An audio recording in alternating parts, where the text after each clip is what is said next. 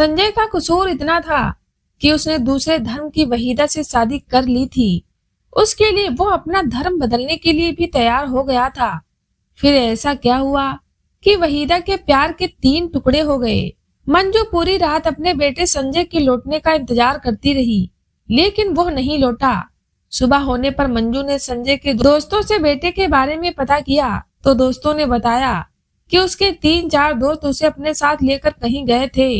मंजू ने उन दोस्तों के बारे में पता लगाना शुरू किया तो जो बात मालूम हुई उसे सुनकर वो परेशान हो उठी। उसे जानकारी मिली कि वहीदा का भाई सलीम संजय को शराब पिलाने की पार्टी में शामिल होने के लिए अपने साथ ले गया था।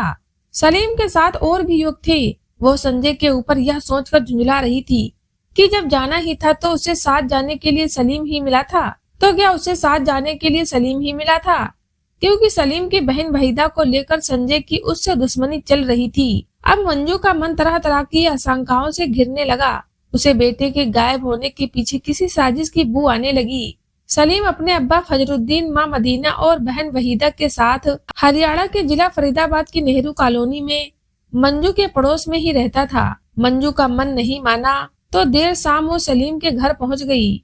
उसने सलीम से पूछताछ की तो उसने बताया कि वो संजय को अपने साथ लेकर तो जरूर गया था, मगर पार्टी खत्म होने के बाद घर जाने की बात कहकर संजय कहाँ चला गया यह उसे नहीं मालूम। जब संजय के बारे में कहीं से कोई जानकारी नहीं मिली तो 19 अगस्त को मंजू थक हार कर बेटे की गुमशुदगी दर्ज कराने थाना डबुआ कॉलोनी पहुंची। पुलिस ने जब उसे किसी पर शक होने के बारे में पूछा तो उसने शक जाहिर किया कि उसके बेटे को गायब करने में पड़ोस में रहने वाले सलीम और उसके पिता फजरुद्दीन का हाथ हो सकता है। फजरुद्दीन उसकी इसलिए हत्या कराना चाहता था क्योंकि संजय ने उसकी मर्जी के खिलाफ उसकी बेटी वहीदा से लव मैरिज कर ली थी। मंजू की शिकायत पर उसी दिन डबुआ थाने में भांदवी की धारा 346 के तहत मुकदमा दर्ज कर संजय की तलाश शुरू कर दी। संजय 16 अगस्त सन 2018 से गायब था।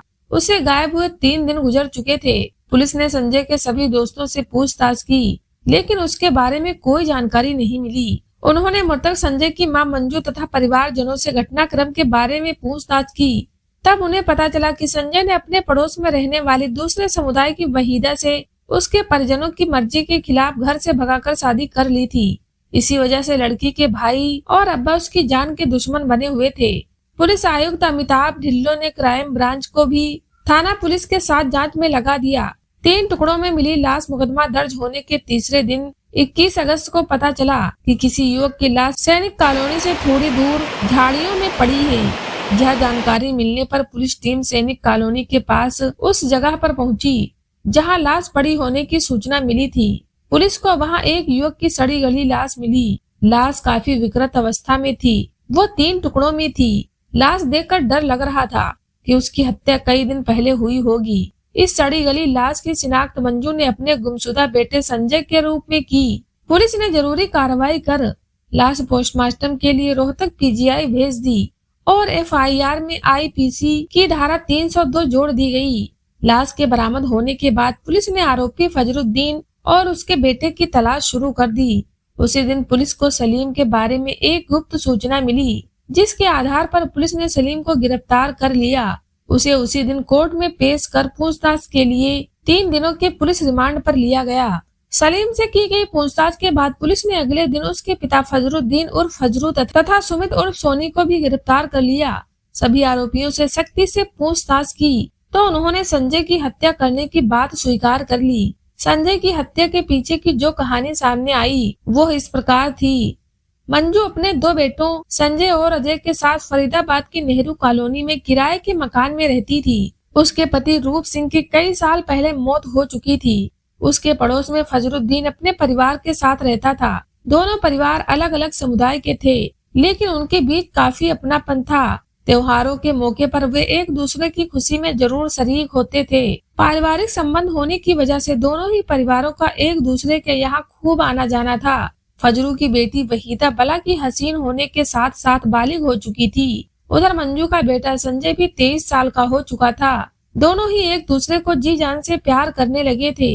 दोनों का प्यार गुपचुप तरीके से काफी दिनों से चल रहा था। फजरुद्दीन और उनकी बेगम मदीना को बेटी के प्रेम प्रसंग की जानकारी नहीं थी।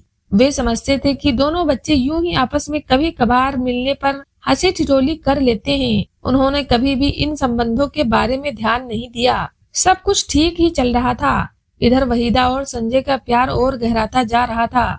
उन्होंने आपस में शादी करने का फैसला कर लिया, लेकिन उनकी शादी के बीच में धर्म और समाज की आदर्श दीवारें सामने आ रही थी, जिसे किसी भी हालत में गिराना असंभव ही नहीं बल्कि एकदम से नामुमकिन था। इसलिए संजय का वहीदा ने आपस में सोच विचार कर अपने घरों से भागकर कहीं बाहर शादी करने की योजना तैयार कर ली। फिर योजना के अनुसार वे 1 सितंबर सन 2017 को किसी काम के बहाने अपने अपने घरों से बाहर निकले। कॉलोनी से काफी दूर जाकर वहीदा संजय से लिपटते हुए बोली, संजय, मुझे अपने साथ एक ऐसी दुनिया में ले चलो जहां हमारे प्यार के बीच कोई दीवार न बन सके।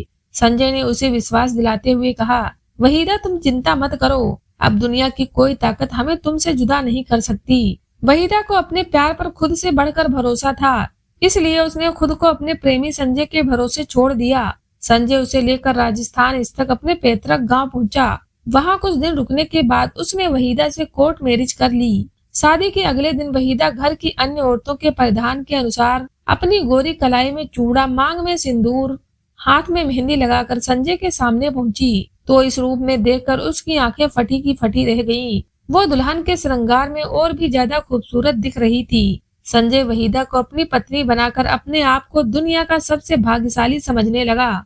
दोनों वहीं पर रहने लगे। चूंकि उसने घर से भागकर शादी की थी, इसलिए घर से कम ही निकलती थी। उधर वहीदा के घर नहीं लौटने पर मदीना और उसके शोहर फजरुद्दीन को जैसे सांप सूंघ गया। उन्हें यह भी पता लग गया कि संजय भी घर से गायब है। अब उनके लिए यह अंदाजा लगाना मुश्किल नहीं था कि जरूर संजय ही वहीदा को भगा कर ले गया होगा। किसी तरह उन लोगों ने संजय के राजस्थान स्थित पैतृक गांव की भी जानकारी हासिल कर ली। फिर फजरू ने अपने जानकार लोगों को भी राजस्थान भेजा, लेकिन काफी कोशिश के बाद भी वे वहीदा का पता नहीं लगा सके। आखिर निराश होकर वे घर लौट आए। वहीदा अपनी अम्मी मदीना को बहुत प्यार करती थी। कुछ महीने गुजरने के बाद वहीदा को जब अम्मी की याद आई, तो उसने अम्मी के फोन पर संपर्क कर बताया कि वो इस संजय के साथ है और यहाँ बेहद खुश है, इसलिए उसकी जरा भी चिंता ना करे। मंजू को भी बेटे ने फोन कर पूरी घटना के बारे में जानकारी दे दी थी। मंजू वहीदा को बहू के रूप में स्वीकार कर लिया था। मंजू ने वहीदा को बहू के रूप में स्वीकार कर लिया था। जब संजय ने बताया कि करवा चौथ पर उसने उसके लिए व्रत रखा और चांद निकलने तक पानी का घूंट हलक के नीचे नहीं उतारा, तो बेटे की प्रति बहू के मन में प्रेम देखकर मंजू की खुशी के मारे आंखें भर आई। उसने फोन पर वहीदा से काफी देर तक बातें की और उसे सदा सुहागिन रहने का आशीर्वाद दिया। इसके बाद मंजू की अपने बेटे बहू से अक्सर बातचीत होती रहती थी। संजय इस्लाम धर्म स्वीकारने को तैयार था, लेकिन कुछ दिनों के बाद वहीदा के पांव भारी हो गए, तो संजय के लिए उसकी देखभाल करना कठिन हो गया। एक दिन वह वहीदा को लेकर फरीदाबाद लौटा ताकि घर पर माँ उसकी ठीक से देखभाल करती रहे। संजय और वहीदा के घर में आने की बात सुनकर वहीदा के अम्मी अब्बू संजय के घर पर आकर अपनी बेटी और संजय से मिले। संजय उनका अपराधी था, इसलिए वो उनकी हर शर्त मानने के लिए तत्पर था। फजरू और उसकी बेगम मदीना ने आपस में बातें करने के बाद संजय से कहा कि अगर उसे वहीदा के संग जीवन गुजारना है तो वो इस्लाम धर्म अपना ले। संजय के ऊपर वहीदा की मोहब्बत का नशा इस कदर चढ़ा था कि वो उसके लिए धर्म परिवर्तन के लिए तैयार हो गया, लेकिन इसमें पेंच तब फंस गया जब संजय के मामा और चाचा ने इसका जमकर विरोध किया। उनके विरोध के कारण संजय का धर्म परिवर्तन नहीं हो सका। इसी घटनाक्रम के बीच मदीना ने जबरन वहीदा का गर्भपात करवा दिया। इन बातों से दुखी और परेशान होकर संजय का परिवार दूसरी जगह शिफ्ट हो गया। दूसरी जगह जाने के बाद भी दोनों परिवारों के बीच उपजा तनाव कम नहीं हुआ। कुछ दिनों के बाद वहीदा को फिर गर्भ ठहर गया। इसका पता चलते ही फजरू ने वहीदा और संजय को अलग होने का फैसला सुना दिया। संजय की हत्या होने से 2 महीने पहले एक दिन फजरू और उसके दोनों बेटे संजय और वहीदा को लेकर उनके बीच तलाक कराने कोर्ट गए, लेकिन संजय ने वहीदा को तलाक देने से इनकार कर दिया। अलबत्ता अपने अम्मी अब्बू के द्वारा संजय की हत्या कर दिए जाने की धमकी से डरकर वहीदा संजय के घर से अपने घर लौट गई। वहीदा के चले जाने के बाद संजय की दुनिया एकदम वीरान हो गई। बुरी तरह हताश और निराश होकर संजय फरीदाबाद को छोड़कर राजस्थान चला गया, जबकि उसकी माँ, भाई और बहन ने नेहरू कॉलोनी में ही रहना जारी रखा। 15 अगस्त सन 2018 को वहीदा के भाई सलीम ने राजस्थान में रह रहे संजय को फोन करके बताया कि मामला अब शांत हो गया है। इसलिए बात को खत्म करने के लिए फरीदाबाद लौट आओ।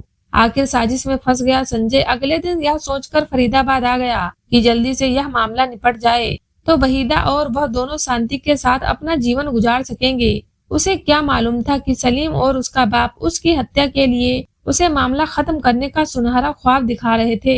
संजय उनकी चाल में बुरी तरह फंस गया था। उसी दिन सलीम संजय को अपनी मोटरसाइकिल पर बिठाकर शराब पार्टी में शामिल होने की बात कहकर अपने साथ घर ले आया। सलीम संजय को 3 नंबर पहाड़ी की सुनसान जगह पर ले गया, जहां पर उसका पिता फजरू, दोस्त सुमित और मोहम्मद अली उनके आने का इंतजार कर रहे थे। सुमित और सोनी और मोहम्मद अली सलीम के दोस्त थे। चारों ने पहले तो मीठी मीठी बातों में फंसाकर उसे इतनी अधिक शराब पिला दी कि वो अपनी सुध बुध खो बैठा। इसके बाद सभी ने संजय की इतनी पिटाई की कि वो अधमरा हो गया। पिटते पिटते संजय जब बेहोश हो गया तो सलीम ने चाकू से गोद कर उसे मौत के घाट उतार दिया और उसको झाड़ियों में डाल दिया। फिर सभी वहां से फरार हो गए। पुलिस ने सलीम, फजरुद्दीन और फजरू और सुमित और सोनी से पूछताछ करने के बाद उन्हें न्यायालय में पेश करके जेल भेज दिया। इसके 2 दिन बाद ही पुलिस ने चौथे आरोपी मोहम्मद अली को भी गिरफ्तार कर उससे पूछताछ की। उसने भी अपना अपराध कबूल कर लिया। पुलिस ने उसे भी कोर्ट में पेश किया, जहां से उसे जेल भेज दिया।